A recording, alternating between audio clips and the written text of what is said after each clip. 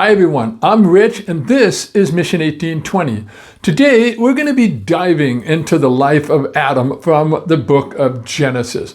So if you've always wanted to know more about the first man that God ever created, then stick around. I think you're going to enjoy this week's characters of the Bible. Hey everyone, welcome to our brand new weekly series called Characters of the Bible, where each week we're going to pull one character out of the pages of scriptures and we're going to get to know them just a little bit better. You know, if you're anything like me, there's just so many interesting characters in the Bible that I would like to know more about. And hopefully this is exactly what this series is going to accomplish. Now, the way this is going to work is that I'm going to cover some of the basic information, things that we already know about this person, something more of a refresher course with them. Then we're going to get some insight into something that we may not know about them, and hopefully that's going to be the interesting part for us in learning something new about this Bible character. So with that, I encourage you, go ahead, grab your favorite Bible, sit back, relax, and let's go ahead and get learning about the different characters of the Bible.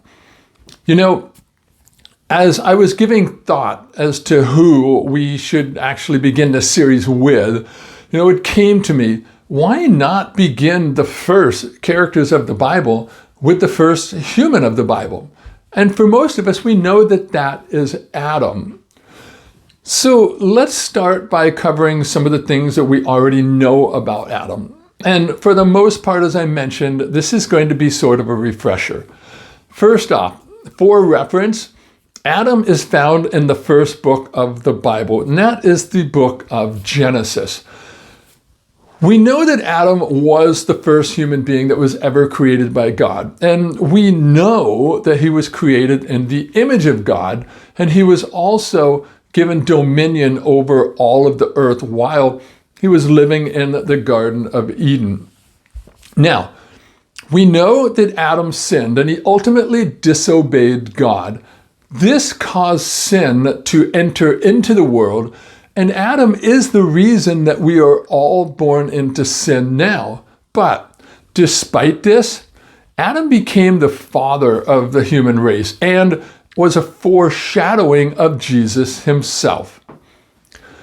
God had formed Adam from the dust of the ground. And, you know, for a short time, Adam was all by himself. You know, he arrived on this planet with no benefit of a childhood. He didn't have parents, he didn't have a family, he didn't have friends.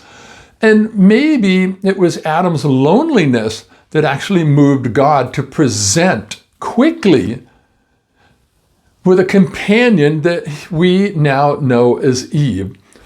Eve eventually became Adam's wife, and together they had 3 sons of Cain, Abel, and Seth.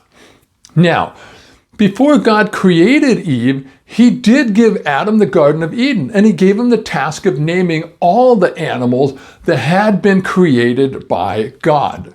Now, the Garden of Eden was his to enjoy, but he also had full responsibility of taking care of it. However, Adam knew from God's instructions that there was one tree that was off limits to him, and that was the tree of the knowledge of good and evil. But after taking of the fruit, God then ultimately banished Adam from the garden. This is the basic information I think we all have come to know about Adam if we have read the book of Genesis. But now, let's learn something new that we haven't really understood about Adam before. Did you know that Adam's name does have some significance behind it as to why God chose it? Well, here's where a small Hebrew lesson is coming into play. The word Adam has several different meanings in the Hebrew language. It can mean mankind, it can mean man, and it can also be a personal name. So for example, in Genesis chapter 1, verse 26, it says, "Let us make man in our image." Well, it uses the word Adam to mean mankind.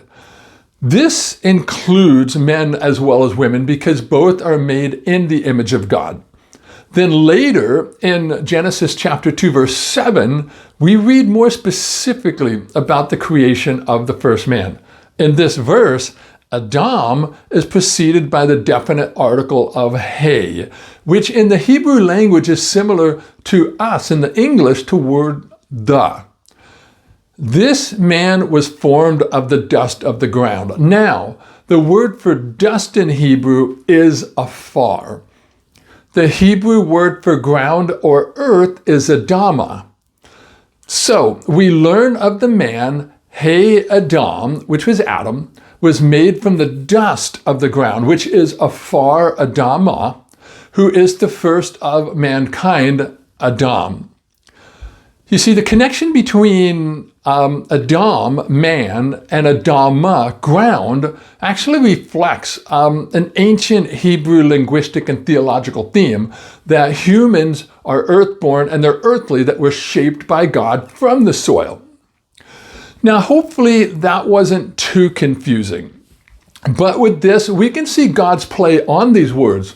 But I think the important thing is that we need to know that God didn't just choose Adam's name out of the thin air. You see, God was telling us exactly how he chose Adam's name when he told us that he created Adam from the dust of the ground. Despite the fallenness of this world that was caused by Adam's original sin, his story isn't about how the serpent tempted him into eating the fruit. It's really about Jesus' redemptive power and how he fulfilled everything for us that Adam ultimately couldn't do. Okay, well, I hope you enjoyed getting to know Adam just a little bit better, and it will kind of increase your knowledge as you read through the book of Genesis. So with that, God bless, and thanks for watching.